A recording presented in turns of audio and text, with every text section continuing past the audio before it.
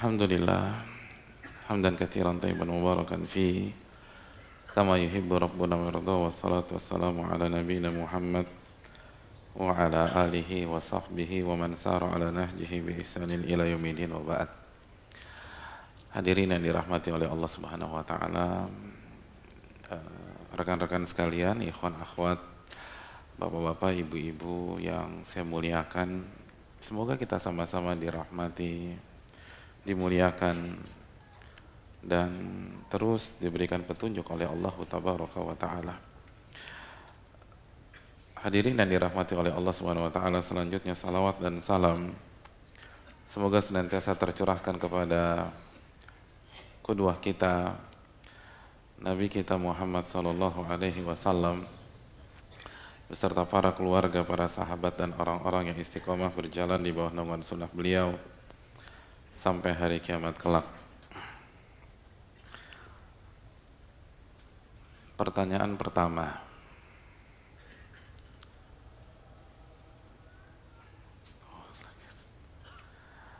apa tafsir Abdullah bin Abbas terhadap firman Allah surat Ali Imran ayat 79?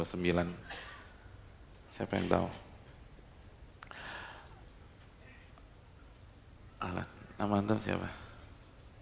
Hah? Begadang. Apa? Gadang. Dadan. Ya. Apa tafsirnya? Emang ngomong-ngomong Ali Imran 79 bunyinya kayak apa, Dadan?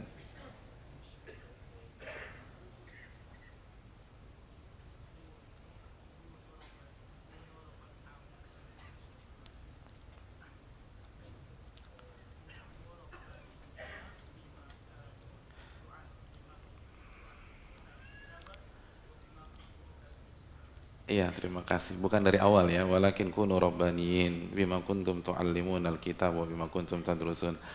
Apa penjelasan Ibnu Abbas tentang itu?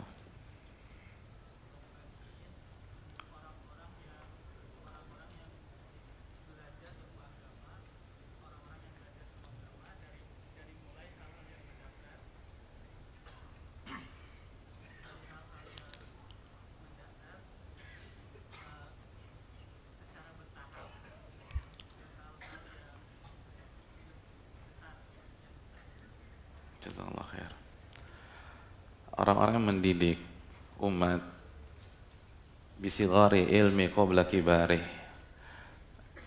Mereka memulai dengan hal-hal basic, hal-hal dasar kehidupan sehari-hari, tapi itu pondasi. Secara bertahap, bersinambungan sampai berbicara hal-hal yang besar dan pelik. Ya, coba kita lihat di tas saya ada apa ya. Pan kasih Pan. Ini apa tangan kiri?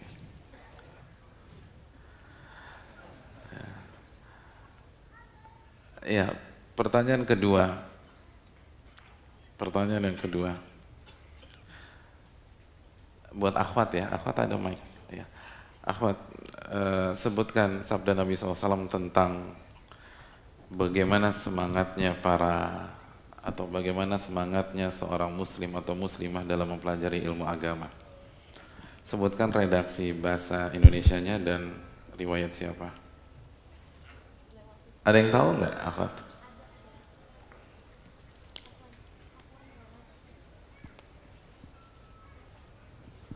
Assalamualaikum warahmatullahi wabarakatuh. Waalaikumsalam warahmatullahi wabarakatuh. Kalau ada dua kelompok yang selalu tamak dan tidak pernah kenyang, yaitu penuntut ilmu dan penuntut dunia.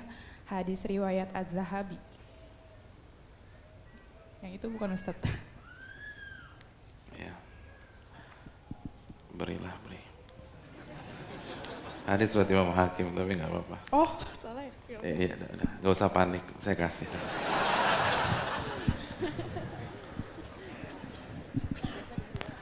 Iya, hadirin yang dirahmati Allah, kita lanjutkan. Intinya, pada pertemuan yang lalu kita membahas dua hal yang dimiliki oleh para ulama ketika mereka belajar.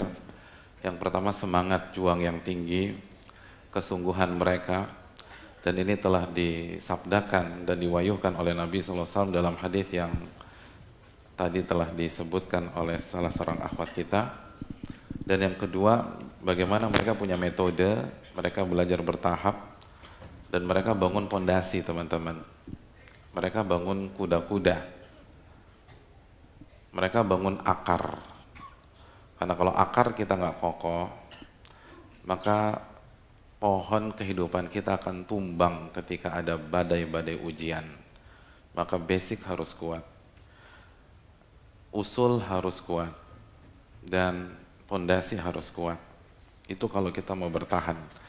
Karena kita belajar, salah satu tujuannya agar kita bertahan dalam kehidupan dunia yang fana ini. Kita bertahan dari fitnah-fitnah dunia. Karena Allah Subhanahu wa taala berfirman dalam surat Al-Kahfi ayat 68, "Wa kaifa tasbiru 'ala ma lam tuhit bihi khubra?" Bagaimana Anda bisa sabar dan bertahan sedangkan Anda menghadapi sesuatu yang Anda tidak tahu ilmunya. Kalau Anda nggak tahu ilmunya, Anda nggak akan bisa bertahan. Hadirin yang dirahmati oleh Allah Subhanahu wa taala, dan pada pertemuan yang lalu kita telah jelaskan bahwa salah satu materi yang dipelajari oleh para ulama di awal-awal perjalanan ilmiah mereka, di fase awal mereka menuntut ilmu agama adalah masalah adab. Adalah masalah adab. Sebagaimana yang disampaikan oleh Imam Ibnu Mubarak, wa kanu yatlubunal adaba qabla al-ilm. Mereka, para ulama klasik kita, mempelajari adab sebelum mereka mempelajari ilmu. Ucapan ini disampaikan oleh Imam Ibnu Mubarak dan termaktub di dalam kitab Ghayatun Nihaya fi Tabaqatil Qurra.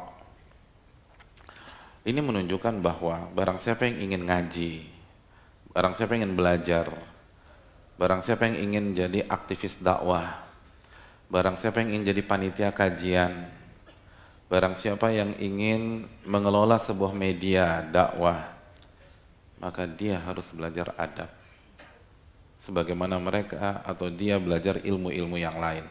Adab harus dikembangkan. Adab harus dikedepankan dan dinomorsatukan, berjalan paralel dengan materi-materi basic yang lain seperti iman, seperti akidah, seperti ibadah-ibadah wajib sehari-hari yang kita harus lakukan, seperti sholat dan lain-lain. Adab adalah hal yang sangat urgent.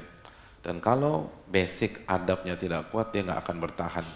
Man hurimal usul, hurimal wusul. Barang siapa yang pondasinya tidak kuat, dia tidak akan sampai pada tujuan. Dan rekan-rekan yang dirahmati jamaah, bapak-bapak, ibu-ibu sekalian yang saya muliakan, ketika kita ingin belajar adab, bahwa salah satu buku yang direkomendasi para ulama adalah buku yang berjudul Tadhkiratus Sami' wal Mutakallim, karya Al-Imam Muhammad bin Ibrahim bin Sa'dillah bin Jama'ah, atau yang biasa dikenal dengan nama Al-Imam Ibnu Jama'ah, salah satu ulama dari madhab Syafi'i Al-Kinani. Hadirin yang dirahmati oleh Allah Subhanahu wa taala. Sebelum kita masuk ke buku beliau, ada baiknya kita kenalan dengan Al-Imam Ibnu Jama'ah. Dan ini penting agar antum yakin ilmu antum diambil dari ulama-ulama besar, bukan dari sembarang orang. Karena yang antum pelajari adalah buku yang sudah terbukti mencetak generasi, hadirin. Buku yang dengan izin Allah Subhanahu wa taala telah merubah adab dan akhlak jutaan orang. Karena buku banyak di pasaran. Buku yang ditulis oleh imam besar kan beda. Yang satu ditulis oleh pakar, yang lain ditulis misalnya saja oleh orang yang tidak punya tidak punya ilmu yang kokoh, itu nggak sama. Oleh karena itu sebelum kita baca buku kita, hendaknya kita berkenalan dulu dengan penulisnya. Beliau adalah ulama yang bernama Muhammad bin Ibrahim bin Sa'dillah bin Jama'ah, salah satu ulama madhab Syafi'i. Jadi buku yang akan kita kaji adalah buku yang ditulis oleh salah satu ulama yang madhabnya dipilih oleh mayoritas umat Islam di negeri kita. Satu dari 4 imam madhab besar di dalam Islam. Tentu saja nggak diragukan. Bukan anak kemarin sore nih. Ini ulama yang lahir di tahun 639 dan beliau meninggal di tahun 733. Hadirin yang dirahmati oleh Allah Subhanahu wa taala, penulis buku ini adalah seorang Syekhul Islam.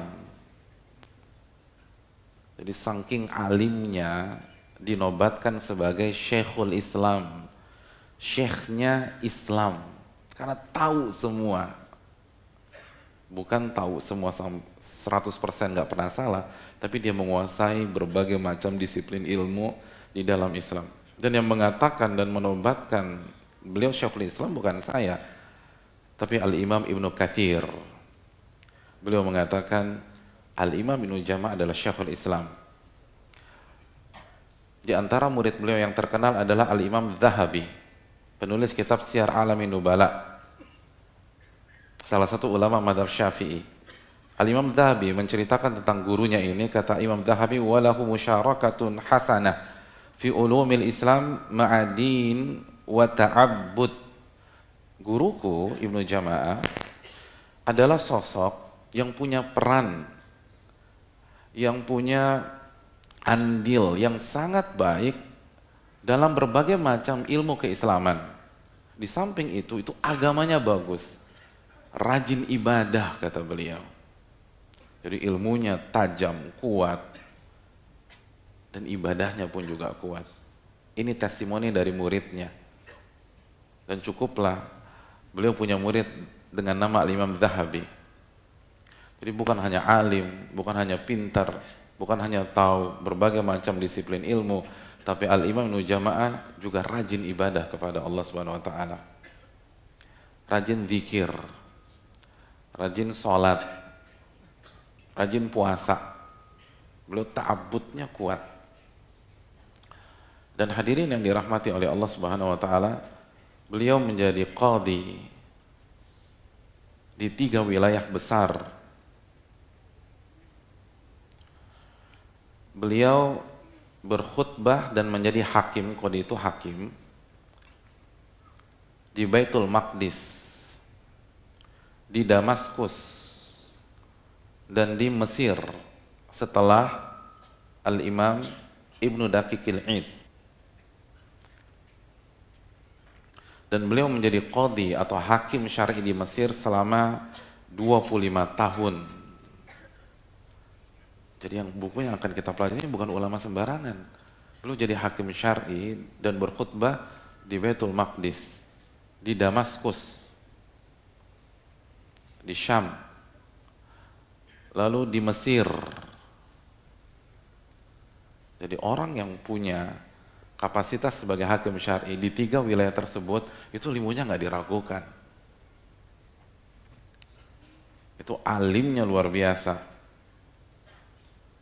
Makanya kata Imam Subki, Al-Imam Subki salah satu ulama dalam mazhab Syafi'i, beliau itu muhadditsun faqih. Beliau pakar hadis dan di waktu yang sama beliau adalah pakar fikih. Dzu aqlin la yaqumu asatinul hukama bima jama'a fi. Dan akalnya tuh cerdasnya luar biasa. Ini jenius. Sosok ini jenius kata Imam Subki. Kejeniusannya itu nggak bisa disaingi oleh para ahli-ahli hikmah yang lain. Walaupun mereka berkumpul jadi satu. jeniusnya luar biasa. Dan itu juga dikatakan oleh Imam Ibnu Katsir, dikatakan oleh Zahabi, dikatakan oleh Taqiyuddin Muhammad bin Fahad Al-Makki, dikatakan oleh As-Safadi. Ulama merekomendasi beliau. Kenapa kita perlu menjelaskan masalah ini? Sekali lagi hadirin, ketika kita hidup di zaman fitnah seperti ini, kita harus memastikan bahwa referensi yang kita pelajari itu referensi yang benar, referensi yang bukan main-main. Ulama papan atas dunia, bukan orang yang baru lahir kemarin sore. Dan ketika antum mengatakan, antum misalnya ngaji buku apa, ngaji Tadhkiratus Sami, saya rasa nggak ada orang yang mensesatkan antum. Apalagi di Indonesia, ini ulama Syafi'i, ini ulama madhab Syafi'i. Jadi ini penting, mengetahui siapa di balik buku ini penting. Apalagi yang direkomendasi Ibnu Katsir, Adz-Dzahabi, As-Subki. Oh hadirin, recommended bagi orang yang mau belajar, bagi orang yang mau mengkaji. Jadi begitu kita mendengar penjelasan beliau di buku ini, tenang kita, aman. Ini ulama ini bukan hanya LC, ini bukan hanya MA atau dokter. Iya, kalau LC kan belum tentu.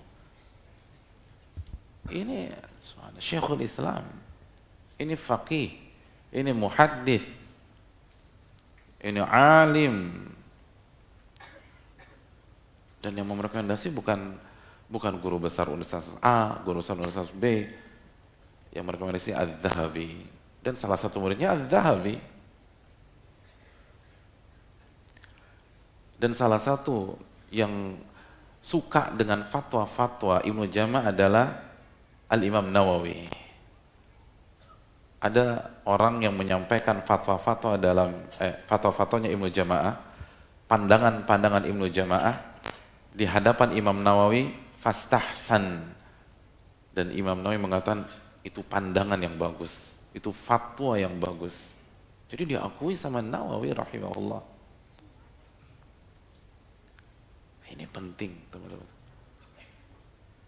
Makanya kan pada saat fitnah di zaman dulu, para ulama punya kaidah sammulana rijalakum, sebutkan referensi kalian biar jelas nih, ini benar apa enggak, valid apa enggak.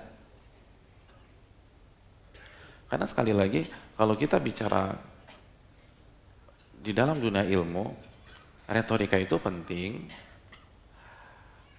humor segar itu adalah bumbu yang selama tidak berlebihan itu positif, tapi yang terpenting adalah referensi. Agama kita adalah agama referensi hadirin. Allah berfirman dalam surat Al-Baqarah ayat 111, "Qul hatu burhanakum in kuntum shadiqin."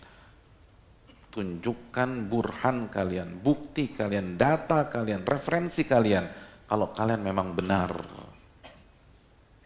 Agama kita adalah agama referensi. Referensinya apa? Ini yang perlu kita camkan bersama-sama. Dan hadirin yang dirahmati oleh Allah Subhanahu wa taala, beliau punya beberapa buku dan salah satunya adalah Tadhkiratus Sami. Dan buku ini direkomendasikan para ulama. Di antara ulama yang merekomendasikan buku ini adalah Al-Allama Asy-Syaikh Ubaidullahir Rahmani Al-Mubarakfuri. Beliau mengatakan dalam kitab beliau Mir'atu Al-Mafati fi Syarh Mishkatil Masabih, kata wa yanbaghi li talib an yutali'a Tadhkiratas Sami wal Mutakallim. Seyogyanya, sepatutnya bagi seorang penuntut ilmu, bagi seorang yang ingin ngaji, belajar di majelis taklim, dia menelaah buku Tadhkiratus Sami wal Mutakallim. Jadi ini nasihat para ulama. Kalau Anda mau ngaji, kalau Anda bingung nyari kajian apa, itu Anda harus ini. Tadhkiratus Sami wal Mutakallim. Dan yang mengatakan ini ulama besar. Dan buku beliau pun direkomendasi dan disarankan untuk dikaji oleh Syekh Bakar Abu Zaid dalam kitab beliau yang terkenal Hilyatul Talibil Ilm, perhiasan bagi penuntut ilmu. Ini buku cukup terkenal dan sangat terkenal di masa ini.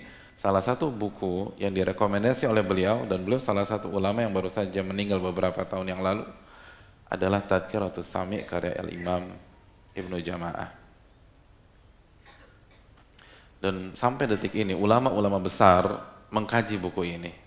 Di antara yang mengkaji buku ini, di antara ulama-ulama besar yang masih hidup dan masih eksis dalam berdakwah adalah Syekh Shalih Al-Utsaimin. Beliau salah satu ulama senior yang berdomisili di Riyadh dan pengisi di Masjid Nabawi, tapi tidak secara rutin. Ketika beliau datang ke Madinah, beliau diberikan kesempatan atau diminta untuk mengisi di Masjid Nabawi. Salah satu buku yang beliau telah kaji sampai khatam adalah Tadhkiratus Sami' wal Mutakallim. Jadi safety, hadirin, aman. Jadi dari segi penulis, seorang ulama besar, direkomendasi para ulama-ulama besar, dan bukan ulama pada hari ini aja, tapi sekali Al-Zahabi, Ibnu Katsir, As-Subki. Ibnu Katsir penulis kitab tafsir Ibnu Katsir. Al-Zahabi penulis Syiar A'lamin Nubala. Lalu buku ini pun direkomendasi para ulama dan mereka kaji. Mereka kaji. Jadi buku ini masuk ke dalam kurikulum mereka. Aman. Jadi nggak main asal, kira-kira anaknya bahas apa ya? Enggak. Kurikulum tuh penting. Antum belajar tanpa kurikulum bingung. Antum belajar matematik. Hari pertama 1+1. Hari kedua Pitagoras. Hari ketiga Aljabar. Hari keempat resign. Udah selesai. Udah bingung kan? Karena nggak pakai kurikulum. Ngundurin diri itu. 1+1 langsung masuk Pitagoras, langsung masuk Aljabar. Karena nggak pakai kurikulum, bukan matematikanya yang salah. Anda belajar tanpa kurikulum, nggak akan sukses, nggak akan bertahan. Belajar matematik nggak pakai kurikulum nggak akan bertahan. Belajar kimia nggak pakai kurikulum nggak akan bertahan. Wong pakai kurikulum aja nggak bertahan kan gitu. Kimia. Iya. Sebenarnya ini curhat, saya nggak bertahan. Nggak bagus kimianya. Ya apalagi nggak pakai kurikulum, berantakan. Antum ke gym nggak pakai kurikulum, berantakan. Coba, langsung angkat barbel 70 kilo, putus tuh, putus. Iya, tendon putus, segala macam putus. Semua harus ada kurikulum. Begitu juga, ingin bertahan, ingin husnul khotimah, nggak punya kurikulum, selesai hadirin, habis. Nggak bisa bertahan, nggak ada keistiqomahan. Futur.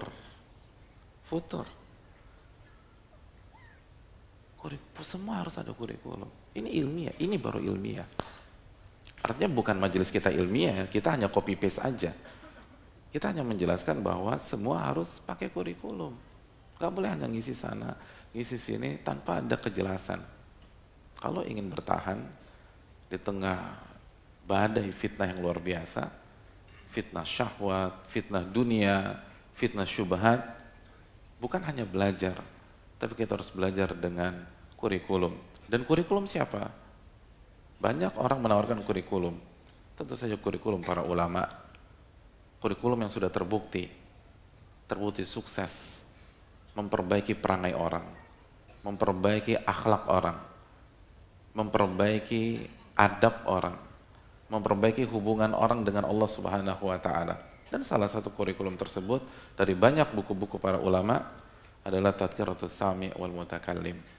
Wallahu taala a'lam bisawab. Itulah sekilas tentang buku kita, dan kita akan masuk ke buku tersebut. Kita baca dari awal karena kita ingin coba dengan penuh keterbatasan metode klasik. atau mungkin lebih tepat semi klasik lah.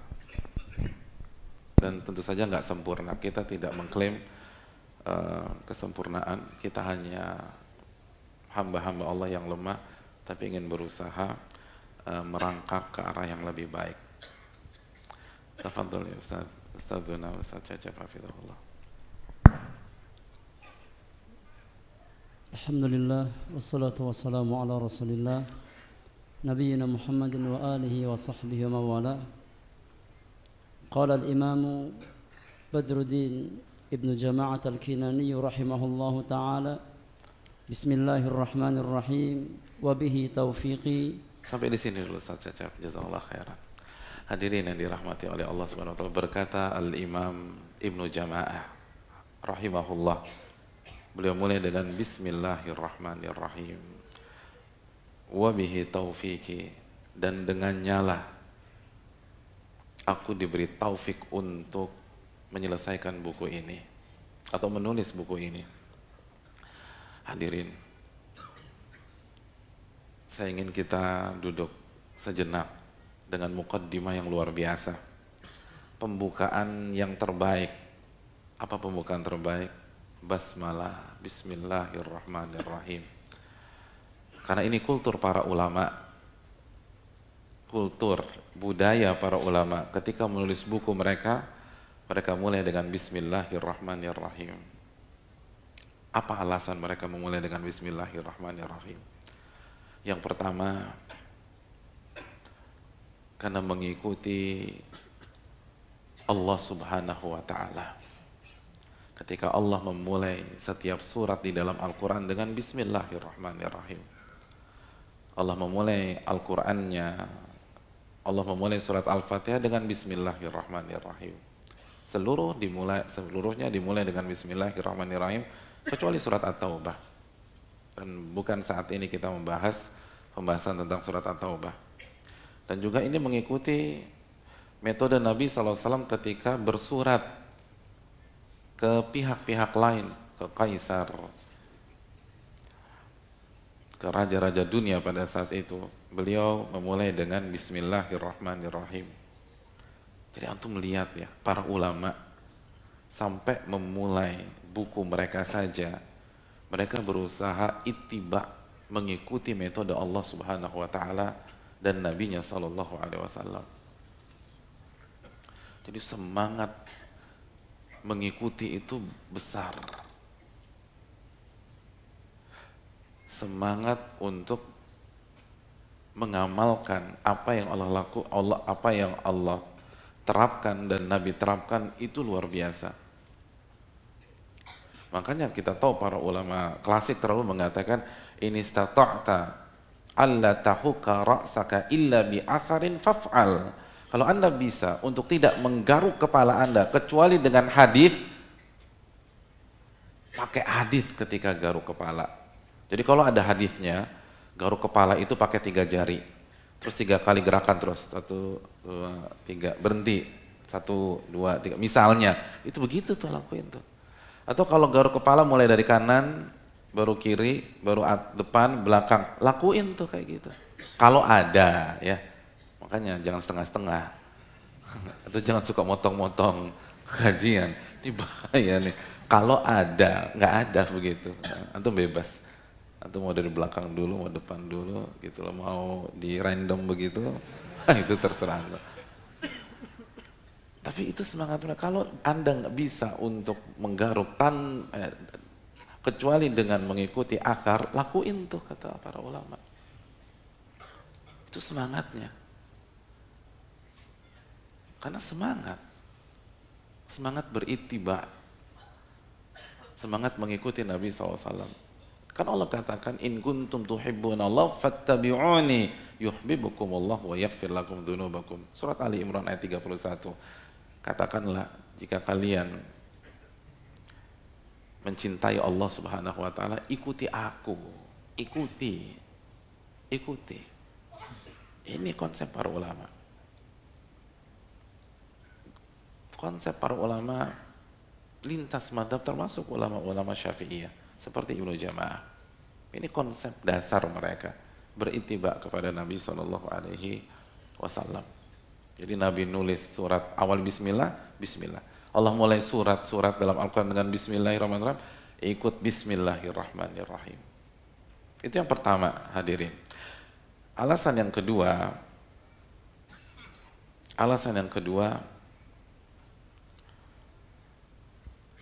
mereka memulai buku mereka, karya mereka dengan bismillahirrahmanirrahim karena mereka bertawakal dan isti'anah kepada Allah. Karena mereka benar-benar ketergantungan dengan pertolongan Allah. Jadi dikit-dikit minta tolong sama Allah. Dikit-dikit minta tolong kepada Allah. Karena bismillah adalah simbol permintaan tolong seorang hamba kepada Allah.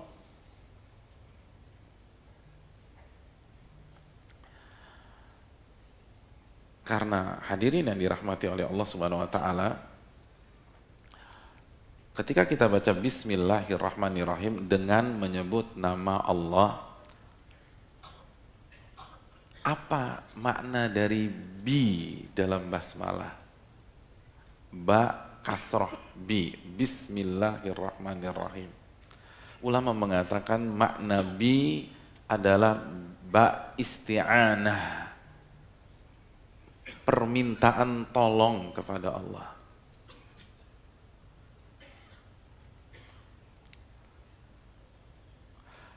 Makna yang kedua kata para ulama, litabarruk, minta berkah dari Allah Subhanahu wa taala.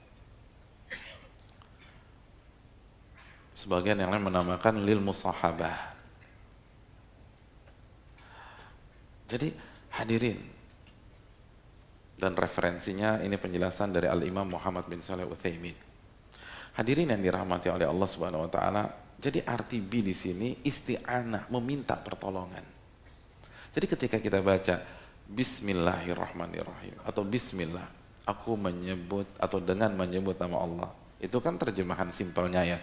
Tapi makna dalamnya, kalau kita mengucap atau kalau Ibnu Jamaah mengucapkan bismillahirrahmanirrahim sebelum beliau menulis buku ini, maka artinya aku meminta pertolongan kepada Allah dalam penulisan bukuku dengan menyebut namanya yang maha pengasih lagi maha penyayang. Itu. Jadi aku meminta pertolongan kepada Allah. Aku minta berkah kepada Allah dalam penulisan buku ini dengan menyebut namanya yang maha pengasih lagi maha penyayang.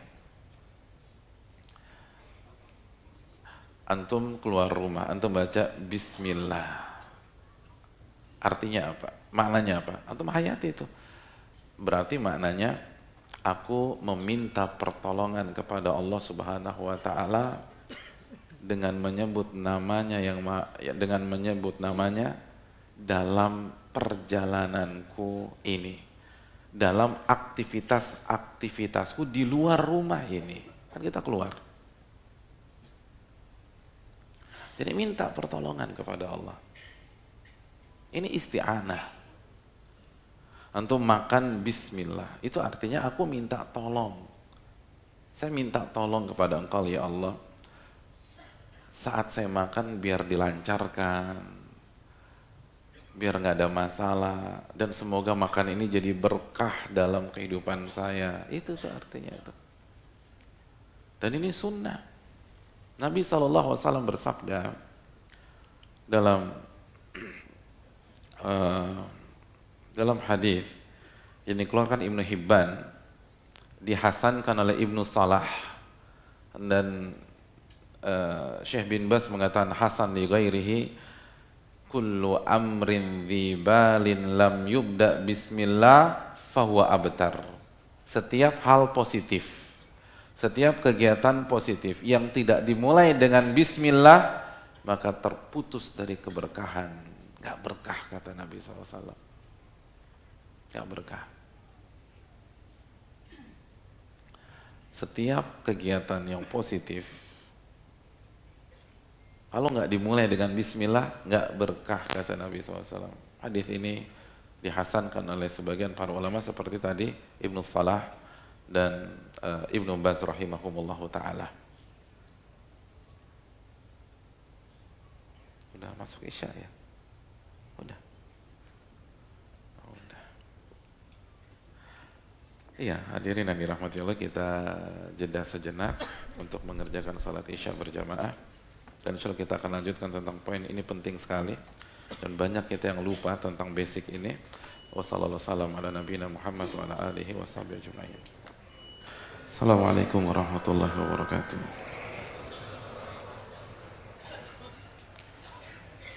Alhamdulillah hamdan katsiran tayyiban mubarakan fihi kama yuhibbu rabbuna wa yarda.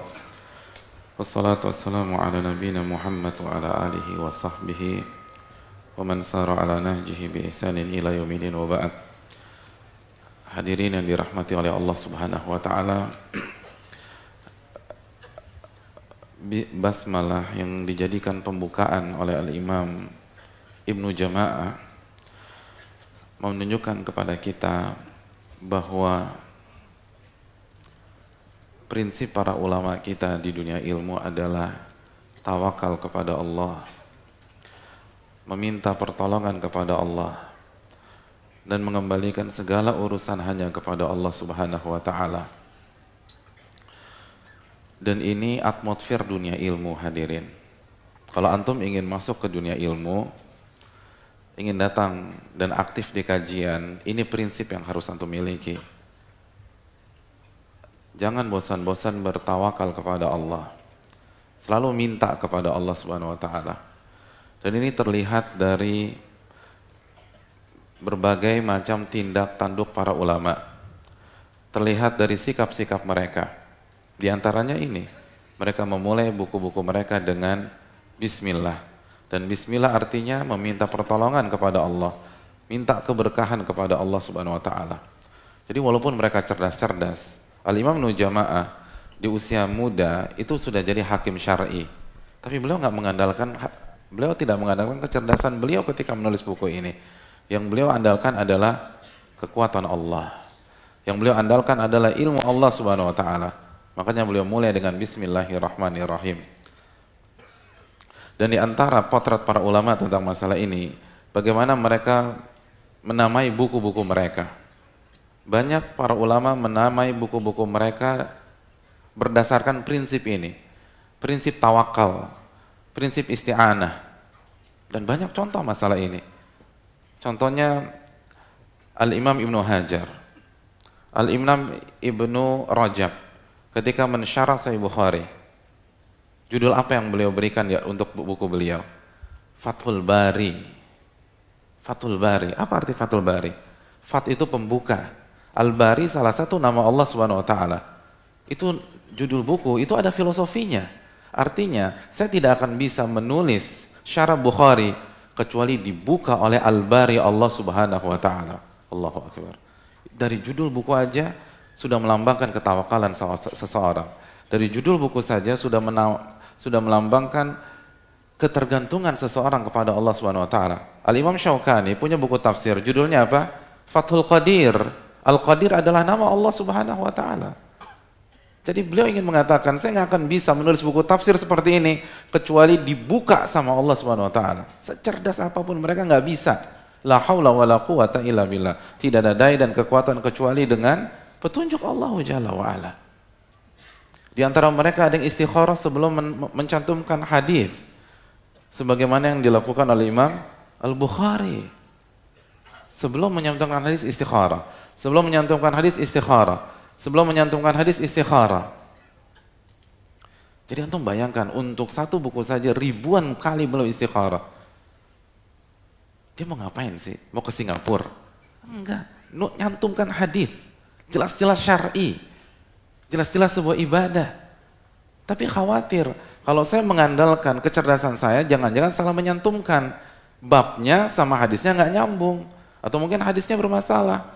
Hadisnya beliau pikir sahih jadi lemah. Al-Imam Bukhari, hadirin yang dirahmati oleh Allah, ulama yang cerdasnya begitu luar biasa, alimnya begitu luar biasa, kemampuan hafalannya begitu luar biasa, tapi begitu mencantumkan hadis istikharah, istikharah, istikharah, istikharah. Istikharah artinya meminta pandangan dan tuntunan dari Allah Subhanahu wa taala. Istikharah artinya meminta advice dari Allah Jalla wa ala. Itu orang cerdas. Yang cerdasnya ribuan kali daripada kita. Istikharah setiap menyantumkan hadis. Ribuan kali istikharah hanya untuk satu buku. Antum, saya dalam hidup ini berapa kali istikharah? Coba. Paling sekali. Pas mau merit, mau kawin. Iya. Udah gitu kawinnya cuma sekali. Udah sekali seumur hidup. Subhanallah. Makanya kurang berkah hidup kita dibanding para ulama. Para ulama setiap Al-Imam Muzani, Al-Muzani rahimahullah, murid dari Al-Imam Syafi'i, setiap memasukkan sebuah bab istikharah. Makanya berkah. Berkah. Itu adalah simbol ketergantungan seorang hamba kepada Allah. Bicara dunia ilmu, bicara ketergantungan sama Allah, bukan ketergantungan dengan makhluk. Bukan ketergantungan dengan manusia. Bukan ketergantungan dengan dunia. Ilmu itu adalah ketergantungan kepada Allah. Contoh yang lain, ketika mereka lupa, hadirin.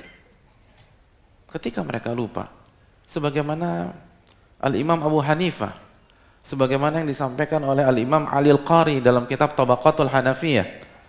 Al-Imam Abu Hanifah, kalau ada masalah, idza ushkilat alaihi mas'alatun, jika beliau berhadapan dengan masalah, lalu beliau lupa, atau beliau bingung, apa ya jawabannya ya?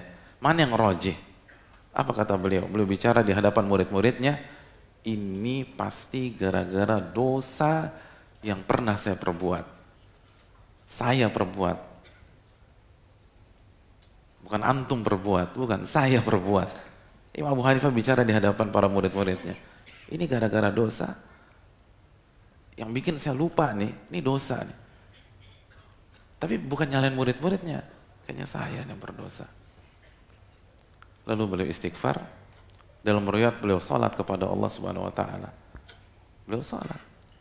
Dan ini sesuai dengan sabda Nabi. Nabi mengatakan Nabi itu idza hazabal amru faza ila shalah. Nabi itu kalau ada masalah, salat 2 rakaat.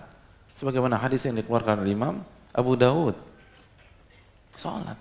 Karena tergantung sama Allah.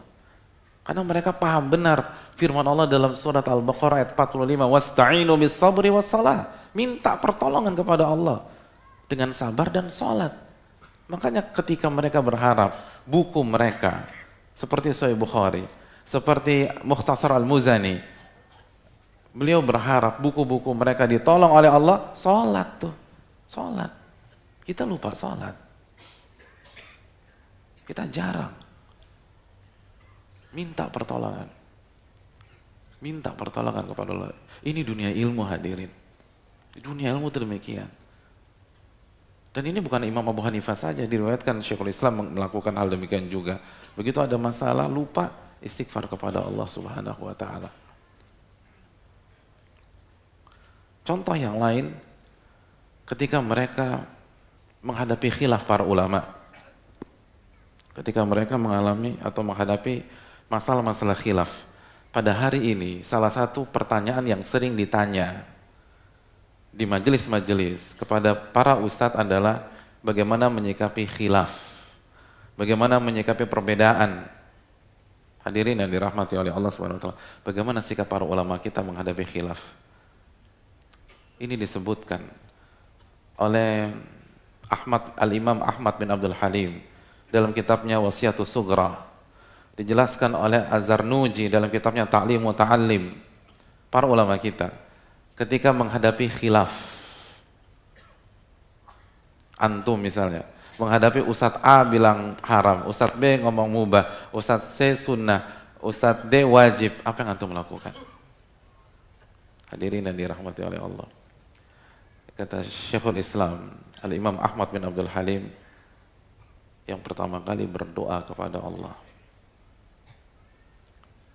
Dan di antara doanya yang beliau sebutkan dalam kitab Wasiatus Sughra adalah hadis riwayat Imam Tirmidzi, ihdini limakhtulifa fihi minal haqqi bi'idnik innaka tahdi man tasya'u ila siratal mustaqim. Ya Allah, berikanlah petunjuk dalam masalah yang diperselisihkan oleh manusia di hadapanku. Berilah petunjuk dengan hak. Sesungguhnya engkau menunjukkan orang yang kau kehendaki ke jalan yang lurus. Subhanallah. Langkah pertama ketika ada khilaf, doa kepada Allah. Bukan cek dalil, bukan analisa, bukan research, bukan memainkan kemampuan usul fikih kita dalam bab tarjih atau bab ta'arud bainal adillah. Itu bab yang ada dalam ilmu usul fikih. Mungkin yang belum belajar ilmu usul fikih belum pernah mendengar istilah tersebut. Itu bab-bab untuk menentukan mana yang rajih kalau ada khilaf. Yang pertama kali doa, minta, ya Allah berikanlah aku petunjuk dalam masalah yang diperselisihkan oleh ustadz-ustadz ini. Misalnya kalau antum orang awam, tolong kasih petunjuk, doa dulu. Doa. Ini ada yang bilang haram, ada yang bilang wajib, ada yang bilang sunnah, ada yang bilang bid'ah. Yang mana yang benar? Doa kepada Allah. Minta dulu sama Allah. Jangan andalkan otak kita dulu, andalkan kekuatan Allah. Ada sebuah penjelasan menarik yang disampaikan oleh Imam Az-Zarnuji, salah satu ulama mazhab Hanafiyah. Kata beliau, hasilnya pasti beda antara orang ketika menghadapi masalah, ketika menghadapi masalah ilmiah yang khilaf misalnya, lalu dia berdoa dengan orang yang langsung meneliti atau mengandalkan akalnya. Kata Imam Az-Zarnuji, yang pertama, dia berusaha menyelesaikan masalah tersebut dengan bantuan Allah Subhanahu wa ta'ala. Karena dia minta tolong sama Allah. Ihdini lima ikhtulifa fihi bil haqqi min indi. Dia minta pertolongan kepada Allah. Jadi ketika menghadapi khilaf, dia minta bantuan kepada Sang Khalik. Adapun orang yang ketika menghadapi masalah khilaf, lalu dia langsung, sekali lagi, langsung berusaha mengkomparasikan dalil, langsung berusaha meninjau kekuatan dalilnya dan tidak berdoa kepada Allah Subhanahu wa ta'ala. Artinya, kata Imam Zarnuji, dia berusaha menyelesaikan masalah di hadapannya dengan meminta bantuan kepada makhluk. Karena akal seseorang adalah makhluk. Kemampuan analisa seseorang adalah makhluk. Kira-kira, kata beliau, sama apa enggak antara orang yang meminta pertolongan kepada Sang Khalik dengan orang yang meminta pertolongan kepada makhluk? Beda. Dalam tuh hadirin, dalam. Karena akal itu makhluk, semua sepakat akal itu makhluk. Dan ini terapkan dalam kehidupan kita sehari-hari. Ketika kita ada masalah, langsung daya analisa. Ada masalah, langsung yang pertama kali katakan, ingat pengalaman. Bermain logika. Berarti Anda berusaha memecahkan masalah Anda dengan makhluk. Ya beda lah. Dengan orang begitu ada masalah istikharah. Ada masalah doa. Ada masalah sholat 2 rakaat. Beda hadirin. Dan itu yang dilakukan Nabi SAW. Idza hazabal amru. Nabi kalau ada masalah, sholat rakaatain, beliau sholat 2 rakaat. Karena beliau tidak mau meminta bantuan kepada makhluk sebelum minta bantuan kepada Allah Subhanahu wa ta'ala. Gak mungkin sama antara orang yang meminta bantuan kepada Sang Khalik dengan orang yang meminta bantuan kepada makhluk. Pasti beda. Beda. Allah mengatakan, Udu'uni astajib lakum, minta kepada aku kabulkan tuh. Surat Ghafir ayat 60. Aku kabulkan, minta bantuan kepadaku, minta doa. Minta pertolongan kepadaku. Wa idza sa'alaka ibadi anni fa inni qarib ujibu da'watad da'i idza da'an falyastajibu li wal yu'minu bi la'allahum yarshudun. Kalau hamba-hambaku tanya tentang diriku, katakan aku dekat. Ujibu da'watad da'i idza da'an. Aku kabulkan doa orang yang meminta kepada diriku. Surat Al-Baqarah ayat 186.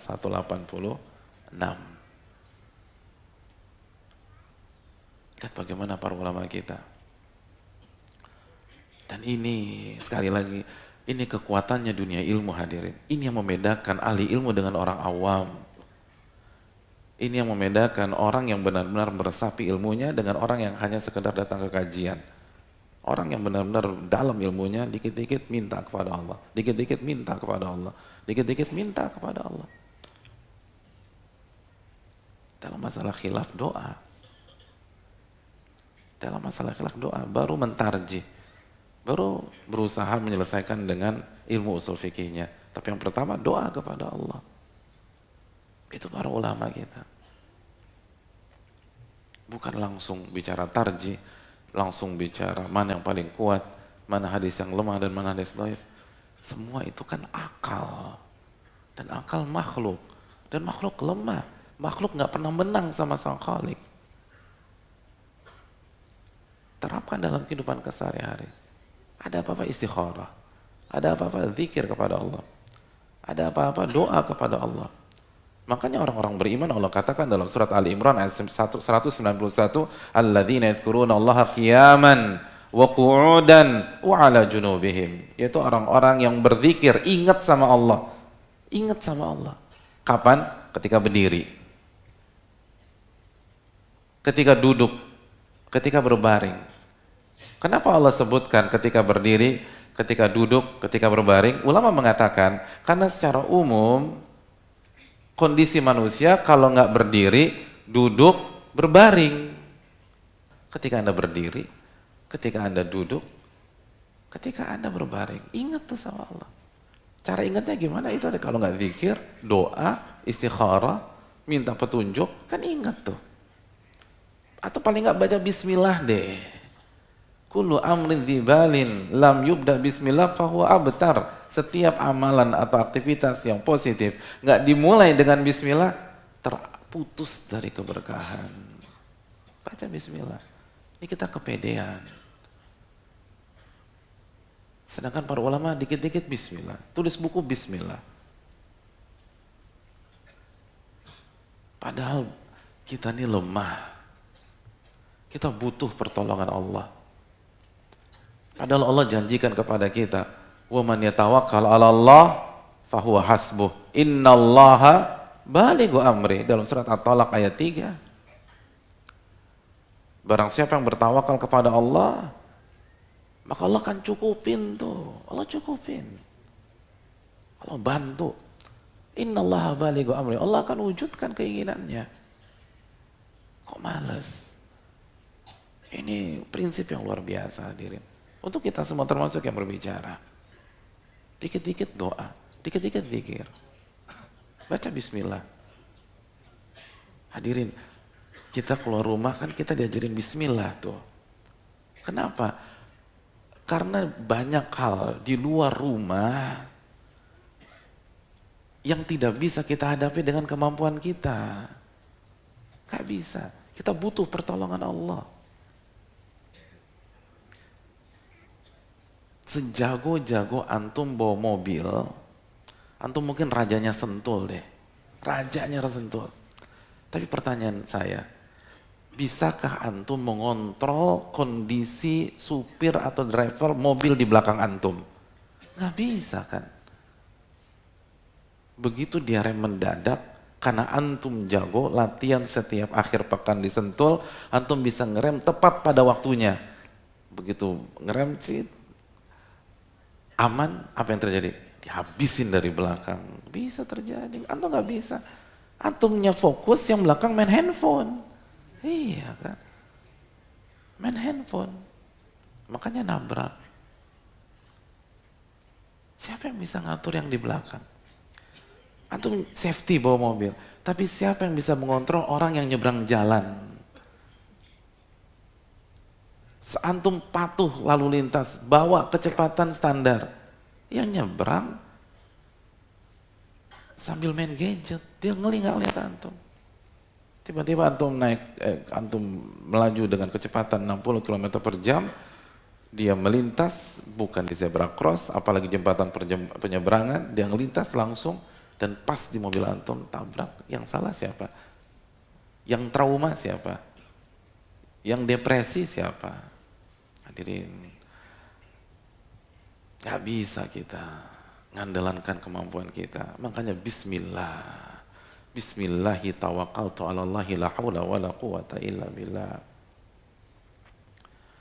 Kan kita tahu orang di luar sana mengatakan salah satu sebab musibah orang yang baik di tempat yang salah. Siapa yang bisa menuntun kita kalau begitu? Kalau bukan Allah Subhanahu wa taala. Kita baik nih, tapi tempat yang salah. Habis. Jadi jangan lupa baca bismillah. Jangan lupa berdoa kepada Allah. Banyak orang mau masuk rumah, lupa baca bismillah. Lupa baca doa masuk rumah. Lupa baca doa masuk rumah. Ayo coba, doa masuk rumah apa? Yang belakang. Kayaknya udah lama gak pulang nih yang belakang. Iya, jadi lupa. Lama gak pulang jadi gak diamalin. Dulu apal sih Pak Ustadz, tapi terakhir pulang tuh 3 tahun lalu. Jadi lupa. Kan tadi udah dibilang, doa masuk rumah tuh bismillah. Bismillah. Oh, simpel Ustadz. Iya. Makanya pulang.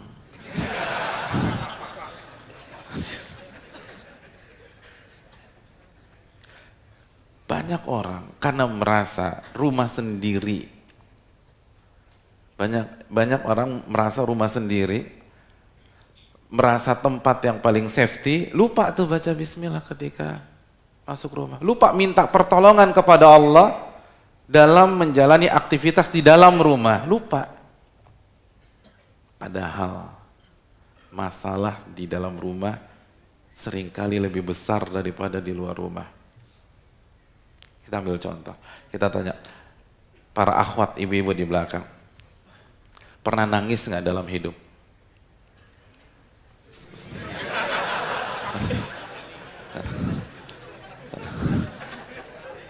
Ini masih sesi materi, belum sesi curhat.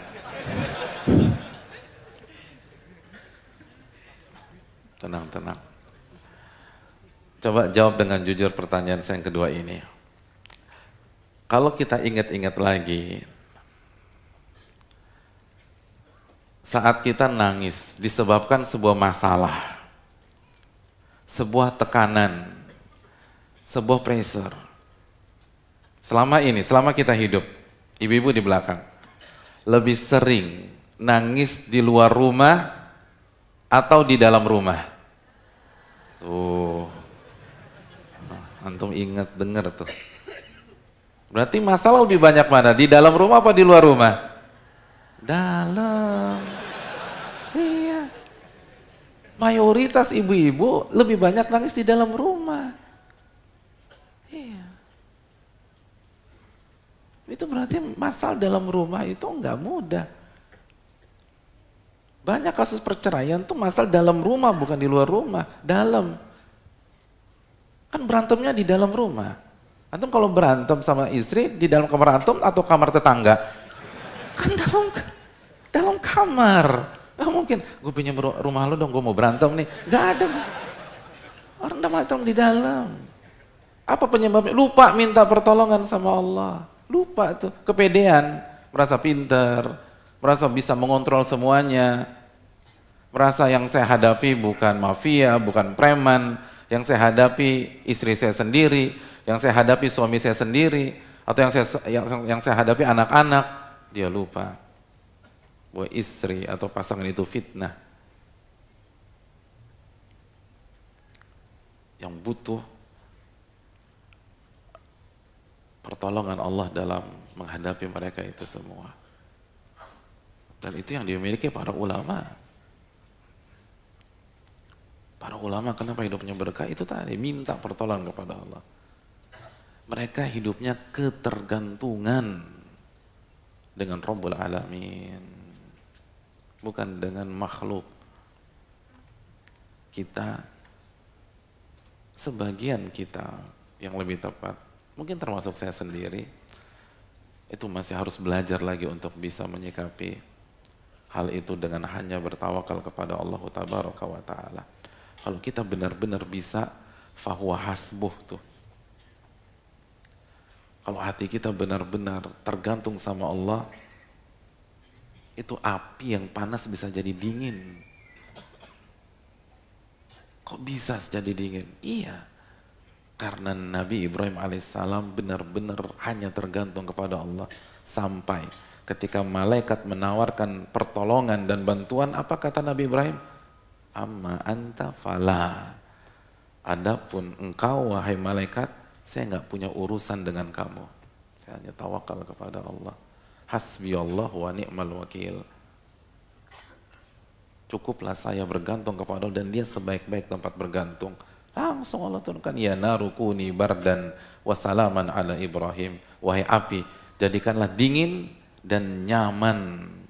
Bardan wasalaman, dingin dan nyaman. Bukan hanya dingin. Kalau dingin bisa mati beku. Dingin dan nyaman. Dalam riwayat itu baju semua kebakar. Hanya jasad Nabi Ibrahim yang nyaman di sana. Tawakal sama Allah. Kenapa kita nggak yakin? Malakum la tarjuna min Allah. Kenapa Anda nggak berharap sama Allah Subhanahu wa Ta'ala? Oleh karena itu hadirin sekalian, ketika kita melihat bagaimana para ulama mulai buku mereka dengan bismillah, lalu Al-Imam Ibnu Jamah mengatakan bihi taufiki, dan hanya dengannya, dan bihi taufiki, hanya Allah yang bisa kasih taufik kepada diriku. Ini kan dalam ilmu balaghah, takdim mahaku ta'khir bihi taufiki.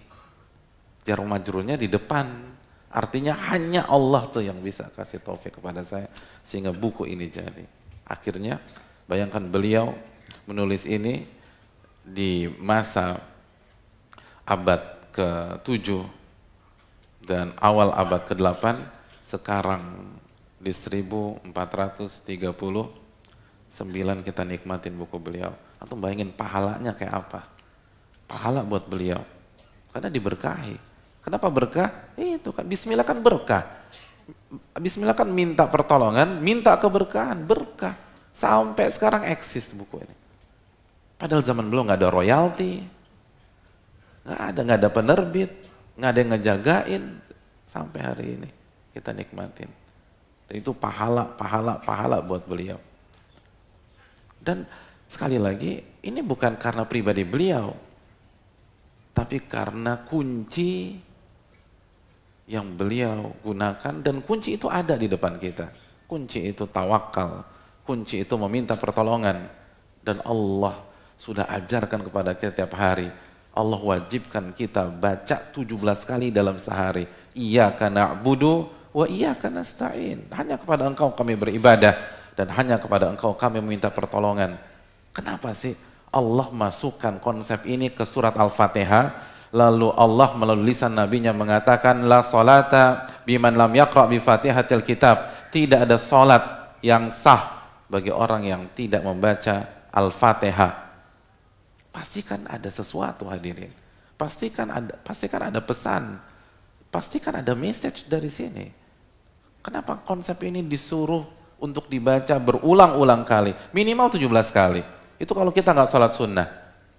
Tapi antum yang sholat sunnah, sholat duhanya berapa rakaat, tahajudnya luar biasa, lalu rawatibnya bisa puluhan kali kita baca iyyaka na'budu wa iyyaka nasta'in. Artinya apa?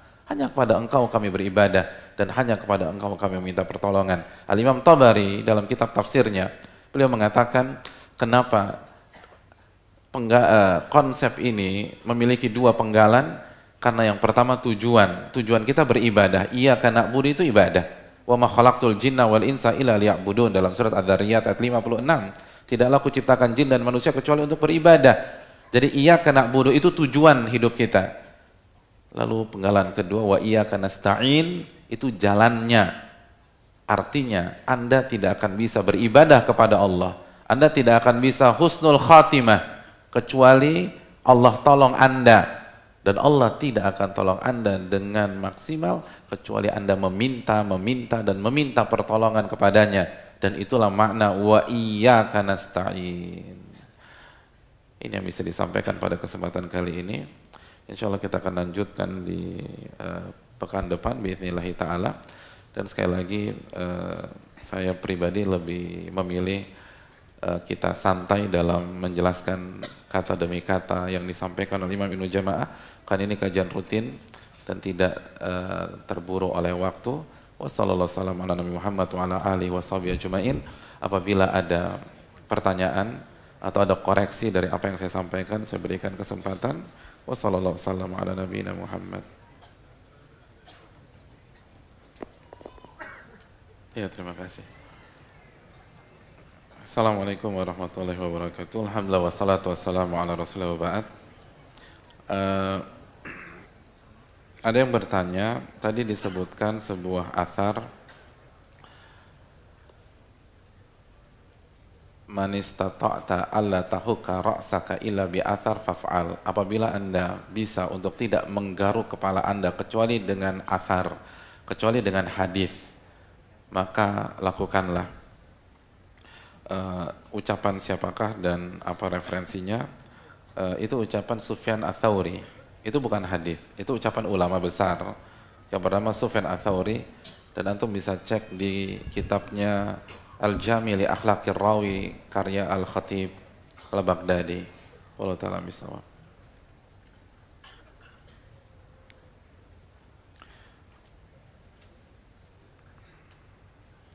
Assalamualaikum Ustaz. Waalaikumsalam warahmatullahi wabarakatuh. Bagaimana cara sholat 2 rakaat yang kalau ada masalah itu kemudian diniatkan sholat apa Ustaz? Jazakallahu khairan.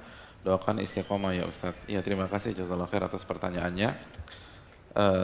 Sebagian para ulama mengatakan bahwa itu sholat sunnah mutlak.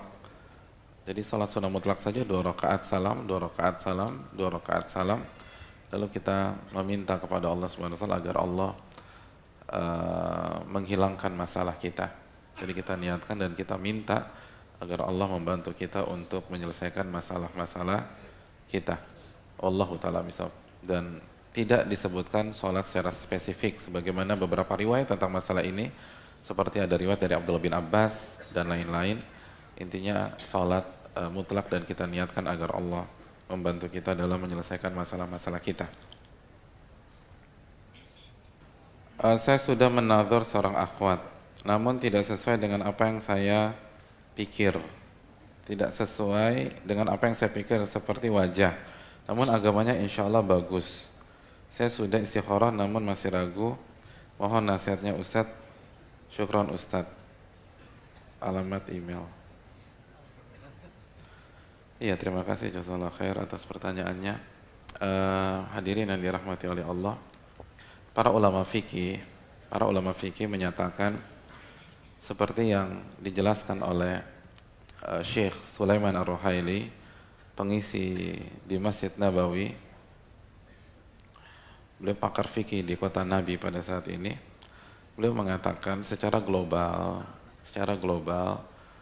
memilih pasangan itu kriterianya 2. Yang pertama agamanya baik, dan yang kedua kita suka secara personal. Kita suka secara personal. Dan salah satu yang dimaksud dengan personal itu wajah, fisik, gitu. Jadi fisiknya hendaknya kita suka, gitu loh. Kalau nggak suka, ke depan berat. Dan banyak yang divorce dalam masalah ini. Oh, berarti fisik diperhitungkan.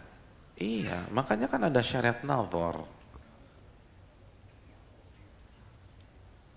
syariat nadhar dalam beberapa hadis-hadisnya itu secara tegas menjelaskan kepada kita bahwa fisik diperhitungkan. Fisik diperhitungkan, baik laki-laki ke wanita atau wanita ke laki-laki. Karena fitrah laki-laki suka dengan fisik wanita, sebagaimana fitrah wanita suka dengan fisik laki-laki. Yang jadi masalah banyak pihak itu melupakan faktor ini. Padahal sahabat saja itu punya perhatian tentang masalah ini. Tapi sebagian karena mungkin ketidaktahuan itu tidak menggubris, akhirnya ada kendala ketika mereka menikah. Maka perhatikan masalah fisik. Terus saya sudah istikharah, tapi masih ragu, mohon nasihatnya. Jadi gini hadirin, kaidah, ada sebuah teori dalam ilmu usul fikih, itu menyatakan asy-syai' atau al-amru la yantakil min hukmin ila akhar illa bidalilin qati' au ghalabatil dhann. Sesuatu itu tidak boleh kita rubah hukumnya, tidak boleh kita rubah statusnya, kecuali kita punya dalil yang kuat, yang qati'. Qati' itu kualitasnya 100%, qati'. Atau kalau kita nggak punya dalil atau bukti yang 100% seperti itu, paling tidak ghalabatil dhann. Ghalabatil dhann itu dugaan kuat. Ada bukti atau ada feel, ada perasaan, nggak 100%, tapi 90%, tapi 85%, tapi 70%. Maka silakan dirubah. Kalau nggak, jangan dirubah. 50-50 itu tidak boleh menjadi penyebab kita merubah sebuah kondisi. Kondisi itu kita rubah dengan dua syarat. Yang pertama, dalilnya qati' alias 100% atau dhon ghalib atau ghalabatil dhon. Nggak sampai 100% tapi di atas 50%. Itu baru kita boleh rubah. Baru boleh kita rubah. Dan ini kaidah kehidupan loh. Kalau dalilnya nggak sampai ke sana, maka dalam ilmu usul fikih itu dinamakan istishab, baqa'u makana ala makana alaih. Sesuatu itu dikembalikan ke status awalnya. Sesuatu itu dikembalikan ke hukum asalnya, nggak boleh dirubah. Dan lagi-lagi ini kaidah kehidupan, bukan hanya kaidah untuk memainkan dalil. Sebagai contoh masalah pernikahan. Penanya ini, jazahullah khairan, status dan hukumnya apa? Status dan hukumnya apa? Sudah menikah atau jomblo? Sepakat jomblo? Jadi sekali lagi, status penanya ini, dia nanya ini kan, antum dengar pertanyaan. Statusnya apa? Hukumnya apa? Ya, hukumnya jomblo atau belum menikah, belum married.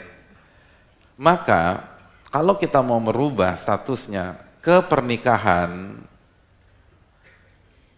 dia harus punya bukti atau dalil yang kuat, yang 100% atau dhon yang ghalib atau perasaan yang kuat, yang 80%, 70% atau 90%, baru silakan maju ke akhwat tersebut. Tapi kalau tetap 50-50, al-yakin la yazulu bisyak. Kondisi yang meyakinkan tidak boleh dirubah atau dihilangkan karena 50-50. Jadi jangan melangkah kalau 50-50. Jangan melangkah. Tetap istiqomah jadi iya, sampai ada akhwat yang benar-benar antum suka, ya, nggak apa-apa. Yang penting bertakwa. Ya. Dan sekali lagi paham kaidahnya. Saya ingin antum nanti kita akan bahas ya. Nabi itu puji sekali seseorang yang setiap melangkah itu selalu bermain kaedah. Bukan hanya cuman ikut sana, ikut sini. Itu bermain kaedah. Mundobit. Jadi bermain kaedah. Ilmiah gitu loh. Jadi kalau dia maju ilmiah, dia mundur ilmiah. Dia ke kanan ilmiah, dia ke kiri ilmiah. Kalau antum mau berpikir ilmiah seperti itu, antum harus tahu kaedah. Dan kaedahnya gampang insya Allah. Sesuatu yang sudah baku, itu jangan diotak-atik. Sampai antum punya bukti, hal lain itu lebih kuat lagi, dan bukti antum 100% atau dugaan kuat. Dugaan kuat. Dan ini kaedah kehidupan sekali lagi. Contoh misalnya, kita kembangkan sedikit ya. Antum punya sekolah, terus ada yang menawarkan kurikulum. Sedangkan antum udah punya kurikulum, dan kurikulum antum sudah terbukti. Murid-murid antum keterima di PTN sana, PTN sini. Nah begitu ada orang yang presentasi kurikulum baru, antum jangan cepat-cepat main rubah. Karena antum udah punya baku. Sampai ada bukti kuat, bukti 100%, atau indikator kuat bahwa kurikulum yang ditawarkan itu lebih bagus daripada kurikulum antum. Harus ada buktinya, bukan hanya retorika. Karena kalau main ganti sana, ganti sini, berantakan orang. Habis. Gitu. Makanya kan di dunia olahraga tuh ada istilah apa? Don't change the winning team. Itu kan don't change the winning team tuh itu. Antum sudah punya tim juara, jangan diotak-atik lagi. Jangan diotak-atik. Itu udah jelas juara tuh. Antum bayangkan, Islam udah bahas teori ini 15 abad yang lalu. Al-istishab, baqa'u makana ala makana alai. Jadi jangan merubah sesuatu yang baku sampai kita bisa buktikan situasi yang lain itu lebih bagus. Antum kebanjiran, pengen pindah rumah, jangan main asal pindah rumah. Sampai antum pastikan dengan bukti yang 100% valid atau dugaan kuat bahwa lokasi yang akan antum tinggali atau yang antum pilih untuk jadi tempat tinggal antum berikutnya lebih bagus, lebih aman dari banjir daripada yang sekarang. Sampai itu nggak ada bukti, jangan mau pindah. Itu kaidah yang bagus sekali. Wallahu ta'ala a'lam.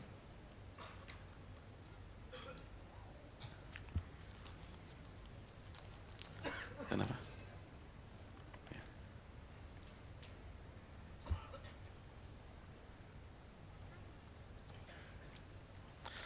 Assalamualaikum Waalaikumsalam. Ustadz, saya sebelum berangkat kajian saya berdoa, bahkan saya masuk masjid juga tadi saya baca doa. Tapi ternyata Allah tetap menegur saya dengan kehilangan tas beserta isinya. Dan karena panik saya langsung lapor ke panitia, bukan lapor ke Allah. Apakah saya berdosa dengan langsung minta tolong panitia, dan apakah cukup tobat saya dengan hanya beristighfar? Ya, terima kasih jazakallah khair atas pertanyaan beliau. Dan pertanyaan ini yang pertama hadirin, pertanyaan beliau ini bukti ada iman dalam diri beliau. Orang yang nggak punya iman nggak mungkin tanya seperti ini. Orang yang nggak takut sama Allah nggak mungkin tanya seperti ini. Jadi bersyukurlah kepada Allah kalau kita punya perasaan seperti ini dan kita memberanikan diri untuk bertanya. Itu yang pertama. Yang kedua, hadirin yang dirahmati oleh Allah Subhanahu wa taala, memang mentality seperti ini tuh susah banget, nggak mudah. Dan yang berbicara pada malam hari ini belum tentu lebih baik daripada yang mendengarkan.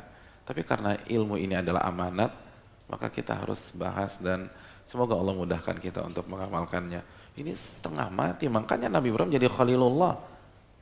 Enggak, antum bayangkan, antum mau dilemparkan ke kobaran api, terus malaikat nih, malaikat bukan ustadz, malaikat nawarin bantuan, enggak, saya enggak mau sama anda. Bisa enggak begitu? Susah loh. Itu subhanallah. Oleh karena itu butuh latihan. Butuh latihan, butuh latihan dan butuh latihan. Begitu miss, coba lagi. Begitu miss, coba lagi. Dan proses itu yang akan membuat kita istiqomah. Jadi tadi adalah miss, tapi bukan kiamat. Jadi jangan khawatir, jangan putus asa. Insya Allah, dan mungkin yang bertanya belum tahu ilmunya kan. Karena kehilangannya dari konteks pertanyaannya kayaknya sebelum kajian nih. Jadi hadirin yang dirahmati oleh Allah Subhanahu wa taala, sekali lagi ini pelajaran bagi kita dan harus latihan dan latihan. Semua ini harus melalui proses yang panjang. Semua bidang sepakat, no shortcut proses. Nggak ada shortcut jalan pintas menuju kesuksesan. Nggak ada jalan pintas sehingga kita dengan mudah memiliki konsep yang selalu tergantung sama Rabbul Alamin. Itu harus dilatih. Dan harus belajar lagi. Terus hadirin yang dirahmati oleh Allah Subhanahu wa taala, perlu saya ingatkan bahwa dalam Islam tidak ada istilah uang dibawa kabur orang atau tas beserta isinya dibawa kabur orang, nggak ada.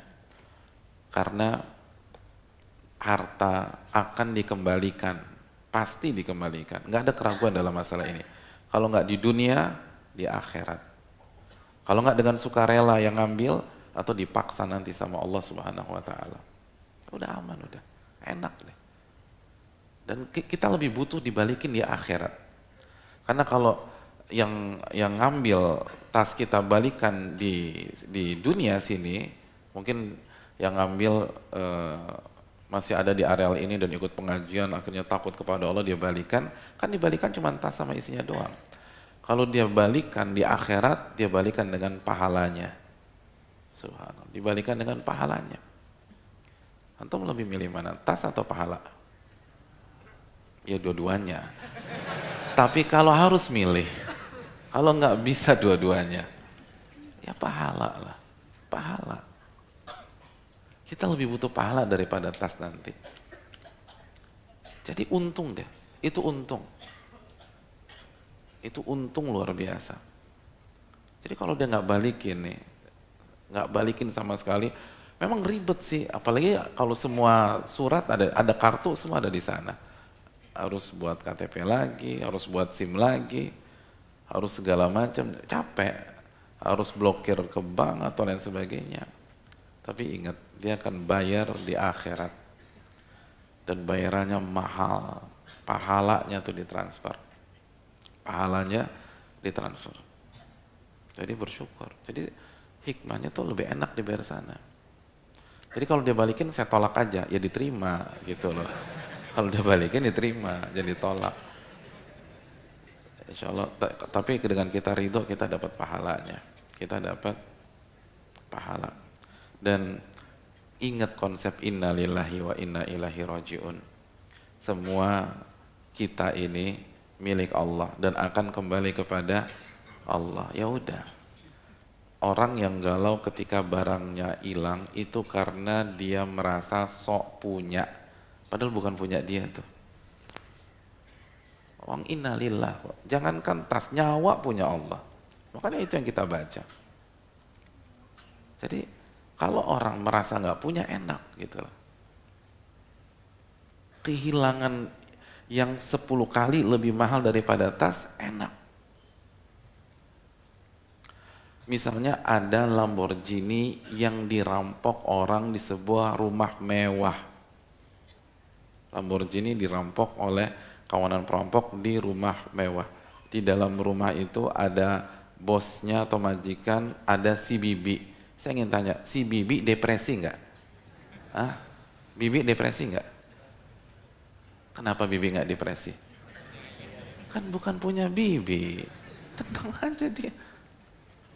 Ya ditanya sama wartawan, ya udah takdir Pak, enak ngomongnya. Udah takdir. Yang galau kan bosnya. Udah gitu belum lunas pula. Stres tuh. Karena merasa punya. Pengen sampai Lamborghini hilang, bibi nggak stres. Tensi darah nggak naik. Tenang dia. Dia bisa mulai, udah takdir. Kenapa? Karena nggak merasa punya. Itulah innalillahi wa inna ilaihi raji'unnya itu bukan hanya diucapkan, dihayati. Diucapkan jago.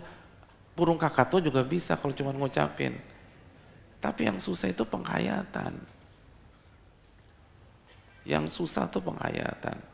Makanya ini bahan introspeksi buat kita semua, buat penanya, buat saya pribadi dan kita semua. Ketika kita baca doa, udah dihayati atau belum? Karena Nabi SAW kan bersabda, Innallaha la yastajibu du'aan min qalbin ghafilin lahin. Allah nggak akan terima doa yang dipanjatkan dari hati yang lalai dan nggak fokus, nggak terima udah. Walaupun fasih. Makanya Ibnu Qayyim rahimahullah ta'ala mengatakan inti ijabah itu hati. Kalau hati kita benar-benar fokus, hati kita benar-benar khusyuk, benar-benar tergantung sama Allah, Allah Subhanahu wa taala akan bantu kita. Ini yang mungkin perlu kita camkan. Jadi perbanyak istighfar saja, dan ini justru positif bukan negatif, karena ini menunjukkan kita punya iman kepada Allah Subhanahu wa taala, dan insya Allah kita akan mendapatkan ganti yang lebih baik, karena sekali lagi barang siapa yang mengatakan atau barang siapa yang bertawakal kepada Allah, Allah akan ganti dan Allah akan berikan yang terbaik buat dia.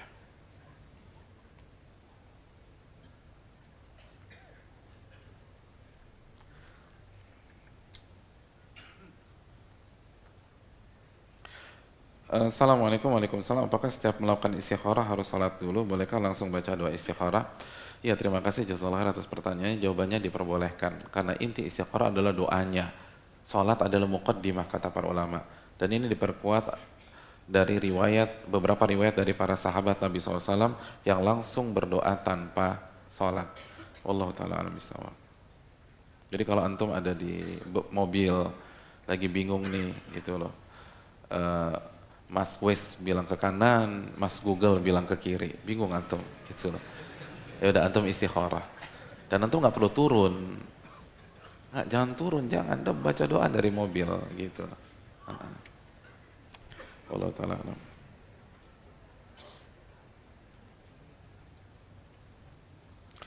Assalamualaikum Ustadz. Waalaikumsalam. Apakah dosa seorang yang memotong video ceramah tanpa izin Ustadz bersangkutan? Iya, terima kasih jazakallahu khair atas pertanyaannya. Hadirin yang dirahmati oleh Allah Subhanahu wa taala. Nabi SAW bersabda, Innamal majalisu bil amana au kama qala. Sesungguhnya majelis itu dibangun di atas sifat amanat. Artinya tidak boleh disebarkan, tidak boleh dibawa keluar kecuali dapat izin dari pihak-pihak yang bersangkutan. Nggak boleh, karena itu amanat. Oleh karena itu kalau kita ingin sebarkan, hendaknya kita minta izin terlebih dahulu, apalagi dipotong. Karena dipotong itu mungkin niat kita baik, tapi karena mungkin kita baru belajar atau belum tahu ilmunya, bisa jadi justru akan kontraproduktif karena terpotong dan intinya tidak tersampaikan, justru buat salah paham. Jadi ini yang perlu kita camkan bersama-sama, dan kita kasih udzur kepada saudara-saudara kita yang melakukan hal tersebut, mungkin mereka nggak tahu.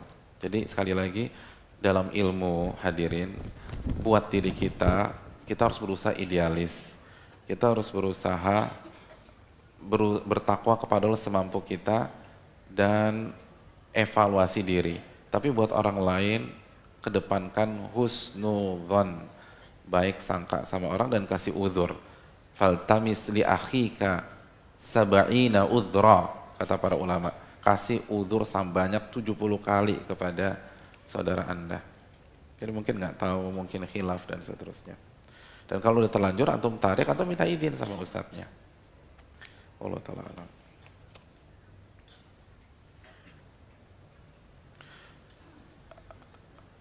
Ustadz, pertama, kenapa sih? Katanya pacaran itu dilarang, tapi kebanyakan yang pacaran ujungnya happy ending, bahkan sampai menikah. Kedua, kalau itu dilarang Allah dan Allah nggak ridho, kenapa mereka mesti berjodoh dan bahagia? Ketiga mohon nasihatnya Ustaz. Iya, hadirin ya. Tenang, sabar. Tenang, kita kasih udur, mungkin beliau belum tahu. Iya, hadirin yang dirahmati oleh Allah Subhanahu wa taala. Kata siapa yang kebanyakan yang pacaran happy ending? Sudah research atau belum? Sudah meneliti atau belum? Bahkan sampai menikah. Menikah kan nggak jaminan happy ending. Menikah itu nggak jaminan happy ending. Jadi gini loh, kan jangan cepat-cepat menjudge seseorang, baik just negatif atau yang seperti ini. Intinya gini, kalau Allah haramkan pasti ada side effect, pasti nggak bagus. Baik kita tahu hikmahnya maupun kita nggak tahu. Baik Allah buka pada detik itu juga atau Allah tutup dan mungkin kita baru sadar 10 tahun kemudian, 20 tahun kemudian dan seterusnya. Jadi kalau Allah larang sesuatu pasti ada masalah. Kalau kita lihat dia happy ending, kan kita lihat dari luar. Kita lihat kan dari cover, don't judge the book from the cover. Jangan menilai sebuah buku dari covernya aja. Udah dibaca belum tuh bab 1, bab 2, bab 3, bab 4. Dan sekali lagi, kecenderungan di dunia itu sandiwara. Annamal hayatud dunya la'ibun walahun. Kehidupan dunia itu permainan sandiwara. Saya ingin tanya kepada antum. Antum nih ketika kesini qadarullah berantem sama istri. Ya namanya juga pasangan. Berantem keras gitu loh. Sampai banting-bantingkan handphone, istri banting handphone antum banting handphone istri. Padahal dua-duanya kreditannya antum yang bayar. Jadi karena emosi. Akhirnya dua-duanya hancur. Begitu sampai di sini ketemu komunitas antum sama teman-teman pengajian. Terus ditanya, gimana kabar antum? Baik. Kira-kira antum jawab apa? Baik. Gimana istri? Semua baik kan? Antum jawab apa? Baik, udah deh. Sandiwara udah dunia deh. Antum gak akan ceritakan masalah antum ke orang lain. Antum ingin tampil perfect. Atau gak usah antum, kita nih. Kita ingin tampil perfect di depan orang. Kita nggak mau ngebuka aib kita, apalagi pemimpin, apalagi suami. Jarang suami curhat. Itu istrinya udah curhat habis 2 kotak tisu, tanya sama suaminya, gimana Pak rumah tangga Bapak? Alhamdulillah baik gitu. Padahal kemarin istrinya baru curhat ke ustadz yang sama misalnya. Nggak mau dibuka udah. Nah, sebagaimana kita nggak mau buka aib kita, orang lain nggak mau buka aibnya. Itu aja udah. Orang lain nggak mau buka aibnya. Tapi Allah yang menjelaskan aturan main di dunia. Setiap maksiat pasti ada masalah. Pasti udah. Nggak mungkin enggak. Maksiat pasti ada masalah. Itu kaidah. Kaidah yang disepakati oleh seluruh para ulama. Innal kadhiba yahdi ilal fujur. Nabi bersabda kebohongan, dan kebohongan maksiat itu pasti nyeret ke kefajiran berikutnya. Dan begitu juga dengan pacaran. Itu yang pertama. Yang kedua, hadirin yang dirahmati oleh Allah Subhanahu wa taala, perlu kita camkan kalau kita pengen ke Surabaya lalu salah start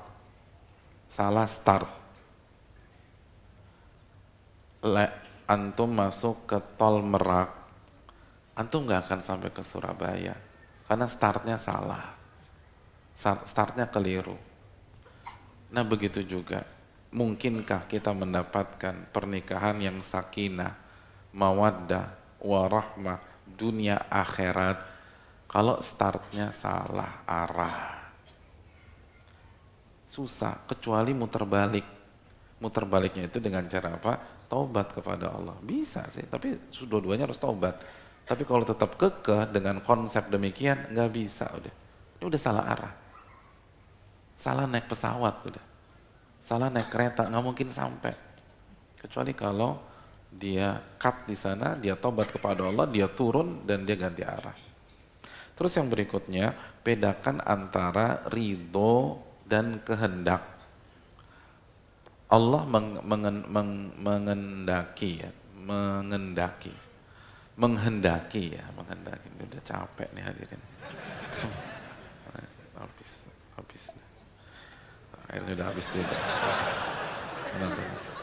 Ya, kasih udur, tenang.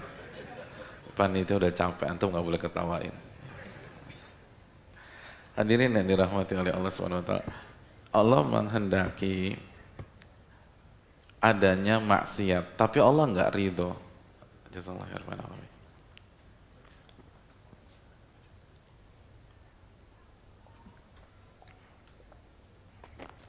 Jadi Allah menghendaki maksiat, tapi Allah nggak ridho dengan maksiat tersebut. Kenapa demikian? Karena ada hikmah yang lebih besar daripada satu maksiat yang dilakukan oleh anak manusia. Itu yang ngambil ibrohnya jutaan orang. Yang ngambil ibroh dari kehidupan Fir'aun itu jutaan bahkan miliaran orang. Allah nggak ridho dengan perbuatan Fir'aun yang mengklaim jadi Rabb, wa ana rabbukumul a'la. Tapi Allah kehendaki. Ya udah di ACC udah, kalau Anda mau gitu deh. Agar apa? Agar hikmah lebih besar. Dan itu bisa. Jangankan Allah Subhanahu wa taala yang Maha Hakim ya. Di kehidupan kita aja kita terima konsep itu. Banyak kasus kita menghendaki sesuatu tapi kita nggak ridho untuk apa? Untuk maslahat yang lebih besar. Seorang dokter ketika ada pasien yang kakinya sudah putus, maka dia putuskan untuk operasi amputasi. Dokter benar berkehendak untuk mengamputasi pasien itu, benar. Apalagi misalnya suatu ketika yang jadi pasien ayahnya sendiri. Dok, ini ayah dokter loh dok, dokter mau potong kakinya. Iya, saya berkehendak mau potong kakinya. Ayah loh, iya saya tahu ayah saya. Ridho dok? Enggak ridho, siapa yang ridho? Tapi harus saya putuskan, karena kalau saya nggak amputasi, ini ngejalar nih gitu loh. Jadi semua sepakat ada perbedaan antara kehendak dan ridho. Dan itulah akidah Ahlussunnah wal Jamaah dalam masalah takdir. Jadi kalau alasannya demikian ya nggak usah pacaran, zina juga ada gitu loh. Zina ada. Gay juga ada, tapi Allah nggak ridho. Lagi-lagi kenapa mereka mesti berjodoh dan bahagia? Siapa yang bilang bahagia? Kan belum tahu ya. Artinya jangan cepat-cepat menyimpulkan. Allah yang mengatakan wa man a'rada an dzikri fa inna lahu ma'isyatan dhanka. Surat Thaha ayat 124. Barang siapa yang berpaling dari ajaranku, dari mengingatku, dari syariatku, dia akan hidup dengan sengsara. Itu firman Allah. Sekarang nih pertanyaannya, kita lebih percaya dengan casing yang kita lihat atau ayat yang kita baca gitu aja deh. Casing yang kita lihat dia bahagia, padahal dia melakukan kemungkaran. Ayat yang kita baca menyatakan waman a'rada an dzikri fa inna lahu ma'isyatan dhanka. Barang siapa yang berpaling dari aturanku, mengingatku, dia akan hidup sengsara, nggak mungkin bahagia. Kita tinggal pilih, kita lebih percaya sama siapa. Dan semua di dunia ini sandiwara hadirin. Kan antum tahu sendiri, orang yang dinobatkan orang paling lucu di dunia dan diklaim oleh sebagian pihak orang paling bahagia di dunia, meninggalnya kenapa? Bunuh diri. Antum tahulah siapa orang tersebut, nggak perlu saya sebutkan namanya. Bunuh diri. Dan semua shock loh, semua dunia entertainment shock, karena orang berpikir ini orang paling lucu sedunia dan paling bahagia sedunia. Bunuh diri. Itu menunjukkan bahwa jangan menilai dari apa yang kita lihat. Antum harus lebih percaya firman Allah. Kita harus lebih percaya firman Allah daripada penampakan yang ada di hadapan kita. Nggak mungkin bahagia. Karena bahagia itu dengan beribadah, beriman. Man amila salihan min dzakarin aw untha wa huwa mu'min falanuhyiyannahu hayatan thayyibah. Barang siapa yang beramal soleh, dan pacaran kita tahu amal soleh atau bukan. Barang siapa yang beramal soleh dalam kondisi beriman, laki-laki maupun wanita, baru kami berikan dia kehidupan yang bahagia. Surat apa? An-Nahl ayat 97.